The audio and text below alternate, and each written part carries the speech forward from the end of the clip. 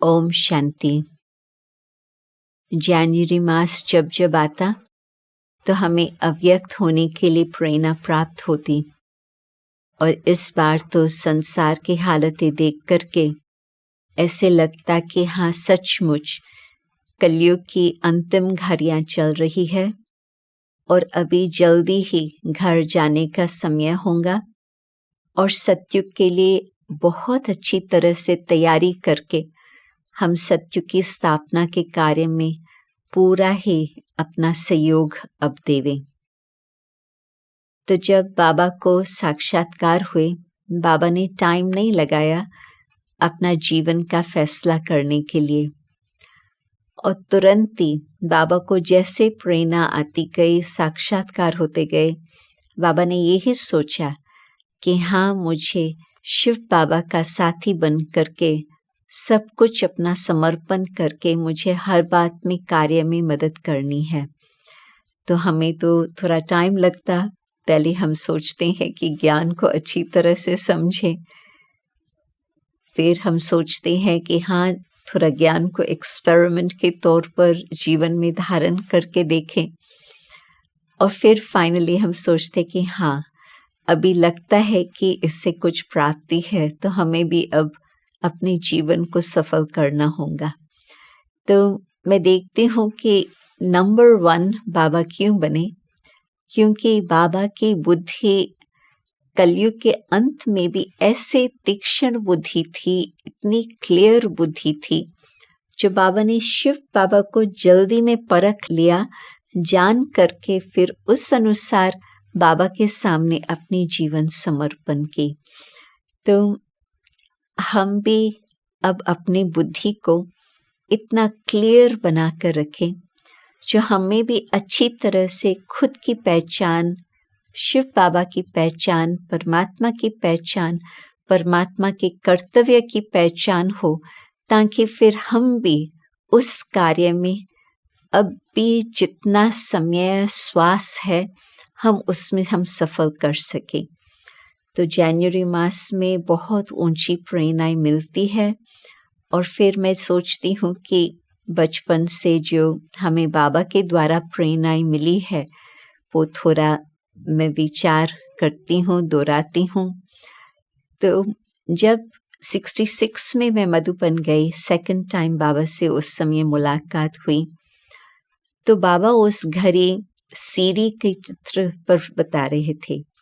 सीरी का चित्र नया चित्र बन करके आया था, और उस बात पर बाबा ने पूछा मुझे, रात्रि के समय रात्रि क्लास में इंटरेक्शन होती थी, तो बाबा ने मेरे से पूछा कि बच्ची, तुमने देखा है ये चित्र पहले?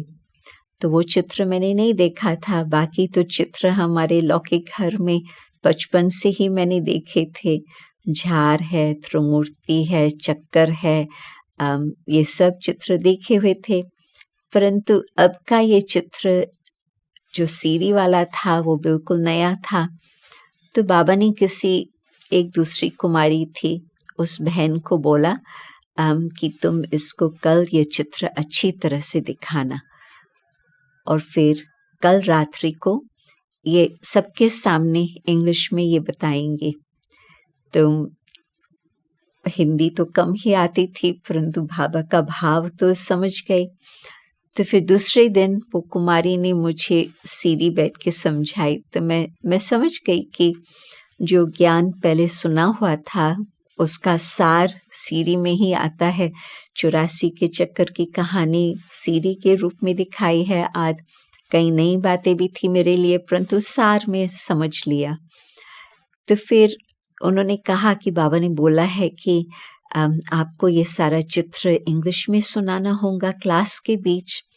क्लास उस समय मधुबन का करीब 30 लोग होते थे, ज़्यादा नहीं था। मॉनसून के दिन थे, बाहर की पार्टी, हम लोग ही थोड़े थे, 8-10 लोग पूना से आए हुए। लंदन से हमारा घर फिर पूना ही होता था, तो हम वहीं जाते थे। तो दादी जान की भी साथ में थी, तो हम लोग थोड़े से थे, और बाकी तो मधुबन निवासी करीब 30 होते थे, और वो भी बहुत करके तो बुजुर्ग बहनें, कुछ छोटी बहनें ज़्यादा नहीं, और बाकी तो बहुत 4-5 ही भाई होंगे, ज़्यादा बिल्कुल नहीं थे। तो मुझे थोड़ा इस बात का मन को शांति थी कि यदि कुछ मैंने गलत भी बोला, कोई ऐसे 1-2 थे समझने वाले और बाकी तो इतना नहीं समझ पाते थे। हिंदी में तो मैं कोशिश भी नहीं कर सकती थी बोलने की, परंतु इंग्लिश के लिए मैंने सोचा हाँ कोई बात नहीं। तो मैंने और बाबा ने मुझे कहा था कि चित्र यहाँ हो और तुम लकड़ी लेकर के लकड़ी से समझाना जैसे टीचर समझाती है। तो वो लकड़ी भी मुझे हाथ में पकड़ाई और फिर वो चित्र भी था, और फिर सार में बताएं तो ज़्यादा तो मुझे डिटेल कभी नहीं मालूम था, तो 5-10 मिनट ही बोलना हुआ। फिर मैंने देखा कि जहाँ से बाबा आते थे, जहाँ बहनों का साइड है हिस्ट्री हॉल में, वहाँ से ही बाबा आते थे अपने कमरे से। तो मैंने देखा कि बाबा जो बीच वाली खिड़की है वहाँ पर खड़े थे और बाबा वहाँ से देख रहे थे और सुन रहे थे। तो फिर बाबा को देख करके मैंने सोचा बाबा के सामने मैं कैसे ज़्यादा बोलेंगी, तो फिर मैं जल्दी समाप्त किया। फिर बाबा आकर बैठे और बाबा ने तुरंत ये कहा कि बच्ची बहुत अच्छा बोला और भी आगे तुम अच्छी सेवा करेंगी। तो उसी समय बाबा ने कई वरदान दे दिए, परंतु मैं ये सोचती हूँ कि बाबा बिल्कुल जानते थे कि बाबा के सामने तो मैं कुछ नहीं बोल पाएंगी। तो बाबा इतनी नम्रता से, इतना प्यार से बाहर ही खड़े रहे ताकि मैं और कुछ बोलूं और बाबा भी सुन सके। तो बाबा हमेशा बच्चों को आगे बढ़ाते हैं। बच्चों को जैसे आपने कई बार देखा होगा, छोटे बच्चे होते हैं तो बाप उनको कंधे पर बैठा लेता है ताकि वो और ऊंचा होकर के सब कुछ देख सके। तो बाबा भी, शिव बाबा, ब्रह्मा बाबा, ऐसे हम बच्चों को और आगे बढ़ाने के लिए बहुत सी प्रेरणाएं देते। और फिर वो जो समय था, क्योंकि और ज़्यादा मेहमान नहीं थे और मॉनसून का टाइम था, परंतु बहुत ज़्यादा उस समय बारिश भी नहीं थी, तो अच्छे भी दिन थे। तो बाबा कई बारी हाथ पकड़ के हमें सब तरफ चक्कर लगाते थे। पांडव भवन का जो दीवार है उसके अंदर ही सब कुछ था, कुछ बाहर तो उस समय था ही नहीं।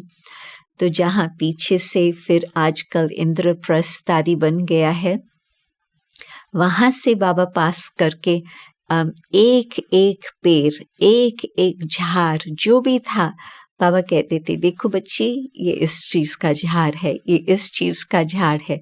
फिर बाबा पूरा ही बगीचे का चक्कर लगाकर फिर जो जहाँ पर अब झोपड़ी बनी हुई है वो भी बहुत सुंदर बगीचा बना हुआ था। तो जैसे ही बगीचे से हम बाहर निकले तो वहाँ पर एक और छोटा सा प्लांट था। तो बाबा कहते बच्ची तुमने ये देखा है? तो वो प्लांट मुझे ध्यान पर नहीं था कि मैंने देखा है।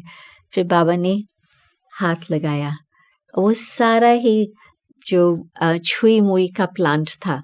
तो जैसे बाबा ने हाथ लगाया सारा उसका जो लीव्स थे वो ऐसे बंद हो गए। तो बाबा मेरा चेहरा देख रहा था कि उसको क्या समझ में आ रहा है इससे। तो मैंने तो अजब खाया क्योंकि मैंने ये प्लांट कभी देखा नहीं था ऐसे। तो बाबा कहते बच्ची इसको कहती हैं छुई मुई, और तुमको अपनी अवस्था ऐसे नहीं बनानी है।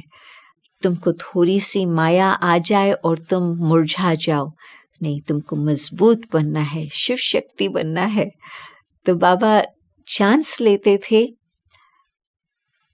पैदल भी किया, फ्रेश एयर भी था, परंतु बाबा की भावना बच्चों को और आगे बढ़ाने के लिए। परंतु बाबा ये भी नहीं चाहते थे कि सारा दिन बैठ कर के बच्चे बोर हो जाए। तो बाबा हाथ पकड़ के घुमाते घुमाते कई बातें ऐसे सिखाते थे। तो बाबा के सिखाने के तरीके बड़े वंडरफुल। शिव बाबा तो है ही ऑलमाइटी, और बाप और दादा इकट्ठे हैं तो फिर तो भिन्न भिन्न प्रकार से बच्चों को समझाने के लिए बाबा चांस देते। और फिर लास्ट का जो 18 जनवरी की मुरली जो है, सुबह को तो बाबा ने मुरली नहीं सुनाई, शाम को ही मुरली सुनाई। और जिस समय बाद में हम सुनते हैं वो मुरली, कई बातें नोट होती। एक तो ये नोट होता कि एक बार भी उस मुरली में बाबा ने खांसी नहीं खाई। नहीं तो टेप रिकॉर्डर में जब मुरली रिकॉर्ड होती थी, बिल्कुल पॉज बटन चंद्रास भाई ने दबाया, तो वो पॉज का भी आवाज़ आता था। और फिर जिस समय शुरू होती थी, फिर बाबा कुछ पानी पीते थे, फिर शुरू करते थे बोलना, तो फिर चंद्रास दादा फिर टेप चालू करते थे। तो टेप रिकॉर्डर से ही पता चलता था कि कहाँ कहाँ बाबा ने अपने खांसी के कारण रोका या नहीं रोका। इस मुरली के बीच में एक बार भी बाबा ने खांसी नहीं खाई। और फिर दूसरा, मुरली समाप्ति के समय फिर बाबा ने दृष्टि दी। फिर बाबा दरवाजे पर खड़े होकर के बच्चों को देख करके बाबा कहते हैं, आज बाबा बच्चों से विदाई ले रहे हैं। नहीं तो बाबा सिर्फ गुड नाइट कहते थे, विदाई शब्द नहीं कहते थे। तो खांसी समाप्त, कर्मातीत, विदाई लेना, बाबा जानते थे कि अभी नेक्स्ट सीन क्या होने वाली है।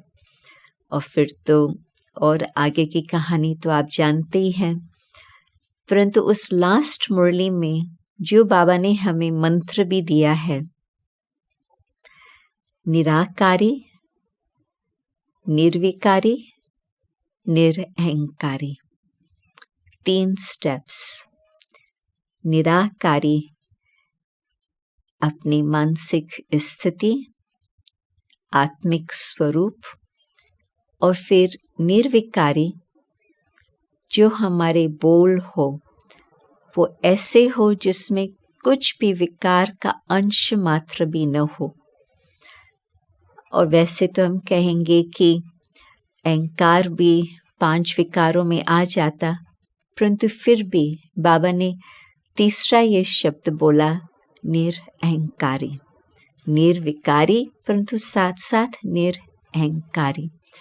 तो अपने कर्म में, व्यवहार में जितनी नम्रता होंगी उतनी महानता होंगी। तो सबसे बड़ा विकार जीतने वाला होता है अहम भाव, अपना अहंकार। तो उसमें बाबा ने जिस तरह से अपनी मानसिक स्थिति, अपना बोल चाल और फिर साथ साथ कर्म व्यवहार रखा, बाबा ने ये खुद के जीवन में हर घड़ी प्रैक्टिस की। और लास्ट में यही मंत्र हम बच्चों को सौगात के रूप में देखे गए कि हमें भी इस तरह से ही पुरुषार्थ करना होगा ताकि हम भी अपनी स्थिति ऐसे अव्यक्त स्थिति बाप समान बना सके। निराकारी स्थिति, आप सोचो इतना आत्मा के अंदर ये शरीर का भान बैठ गया है जो मेहनत करनी होती। बाबा में मुरली में भी हमें कहते हैं कि मेहनत है, एक तरफ बहुत सहज भी है परंतु दूसरी तरफ बहुत मेहनत भी है कि हम अपने को इस शरीर को भुलाकर बिल्कुल मैं आत्मा ज्योति स्वरूप हूँ। और आज जैसे मुरली में कई बारी बाबा ये बातें बताते हैं कि आत्मा बिल्कुल इतना छोटा सा बिंदु और उसमें इतना सारा पार्ट रिकॉर्ड भरा हुआ है। ये कौन बोलता, किसने बताया? ये शिव बाबा ने बताया, ब्रह्मा बाबा के मुख द्वारा। मैं क्यों ये कहती? क्योंकि 60s में नैनो टेक्नोलॉजी का किसके पास इंफॉर्मेशन नहीं था। मानव हिसाब से, साइंस हिसाब से बिल्कुल छोटी सी बिंदु में इंफॉर्मेशन समाया हुआ हो, कोई इमेजिन नहीं कर सकता था, वहाँ तक अभी तक नहीं पहुँचे थे। शिव बाबा जानते थे, शिव बाबा ने हमें बताया, समझाया, और फिर हम जब ये बात समझते हैं तो बाबा कहते हैं कि ये है कुदरत, ये है वंडर ऑफ नेचर, कि किस तरह से छोटी सी बिंदी आत्मा में इतना 84 जन्मों का 5000 वर्षों का पाठ समाया हुआ है। तो इस बात पर जब हम विचार करते हैं, और विचार करने से भी अधिक इस बात का जितना हम प्रैक्टिस करते हैं कि मैं ये शरीर नहीं हूँ, मैं हूँ निराकार आत्मा, बिल्कुल छोटी सी बिंदु, तो बहुत श्रेष्ठ स्थिति बन जाती। क्यों? क्योंकि देह अभिमान के कारण ही सारी प्रॉब्लम्स आ जाती, अज्ञान के कारण। बस ज्ञान और अज्ञान में इतना ही फर्क है कि अज्ञान में हम अपन को शरीर समझते हैं, बिल्कुल खुद को नहीं जानते, और ज्ञान में बुद्धि में ये परिवर्तन आ गया कि खुद की पहचान हो गई। साकार में रहते हम अपनी निराकारी स्थिति बनाकर रखें, ये है ज्ञान और विज्ञान। तो फर्स्ट स्टेप और लास्ट स्टेप, आत्मा ने शरीर धारण किया है, मैं आत्मा हूँ, परंतु लास्ट स्टेप, इस शरीर को मुझे त्याग करके बस ज्योति बिंदु आत्मा अकेले मुझे जाना है शिव बाबा के साथ अपना घर। First lesson, last lesson. और उस बीच में जितना हम निराकारी स्थिति का अभ्यास करेंगे, उतना ही निर्विकारी बन सकेंगे। बाबा ने कई बार कहा है, जब आंखें होती तो देखती है और विकार खींचते हैं, या जब जीभ का रस होता तो जीभ के रस के पीछे कई प्रकार के लोभ की गलतियां होती है। तो एक एक अंग के कारण जो वो अंग हमें खींचता है, काम, क्रोध, लोभ, मोह, अहंकार, ये सब बातें हमें फंसा लेती। परंतु जितना आत्म स्मृति, देही अभिमानी स्थिति, निराकारी स्थिति, उतना हम विकारों पर विजय प्राप्त करके एक एक अंग को शीतल बना सकते। योगी शीतल काया वाला, योगी अति इंद्रिय सुख अनुभव करने वाला। तो फर्स्ट स्टेप से फिर सेकंड स्टेप, एक एक विकार पर हम जीत प्राप्त करें, क्योंकि देह से न्यारा बन करके हम अंग को अथवा अपने इंद्रियों का परिवर्तन कर सकते। जिस खरी देह के भान में हम फंसे हुए हैं, हम विकारों पर जीत नहीं प्राप्त कर सकते और ही विकार खींचते हैं। परंतु जितना निराकारी स्थिति, उतना इंद्रिय जीत, कर्म इंद्रिय जीत, विकारों पर विजय की प्राप्ति। और यदि हमने सब विकारों पर जीत प्राप्त कर लिया, परंतु फिर भी थोड़ा सा मैंपन की भावना रही, उसमें हमारी प्रॉब्लम्स आ जाती। जब अहंकार थोड़ा सा आ गया कि मेरा योग अच्छा है, मेरा ज्ञान अच्छा है, मेरी सेवा अच्छी है, मेरी समझ अच्छी है, बस उसमें फिनिश। तो कोई प्रकार का भी अहम भाव न हो, निरअहंकारी स्थिति हो, बिल्कुल बाप समान। बाबा ने इतना सब कुछ किया और तो भी अपने आप को छिपा लिया। लास्ट में बाबा यही कहते थे, मुझे नहीं देखो, मुझे नहीं याद करो, उसको याद करो। मैंने कुछ नहीं किया, उसने सब कुछ किया। और शिव बाबा भी कहते कि हाँ, ये तो मैसेंजर है, ये तो निमित्त बना हुआ है, परंतु कार्य करने वाला, ज्ञान सुनाने वाला, वो तो मैं निराकार परम पिता परम आत्मा हूँ। तो सब कुछ किया, परंतु फिर भी अपने आप को छुपा लिया। इतना छिपा लिया जो बिल्कुल याद ही नहीं रहा कि ब्रह्मा बाबा भी है जिसने इतना सब कुछ किया, जो फिर तो खुद भी अव्यक्त हो गए। परंतु उसमें बस एक ही ब्रह्मा बाबा का मंदिर अजमेर में, बाकी तो कहाँ पर भी नहीं। और भक्ति में भी बच्चों को ही आगे रखा तो फिर उसमें देवताओं की मूर्तियाँ खूब सारी, परंतु उसमें भी फिर मम्मा की ही ज़्यादा पूजन गायन, न कि ब्रह्मा बाबा की। तो मैं देखती हूँ कि कदम कदम पर साकार में बाबा ने जो डेमोन्स्ट्रेट किया अपने जीवन का, लास्ट तक ब्रह्मा बाबा नए मकान में नहीं रहे, हिस्ट्री हॉल के बाजू वाले कमरों में नहीं रहे, अपना छोटी सी झोपड़ी में ही रहे।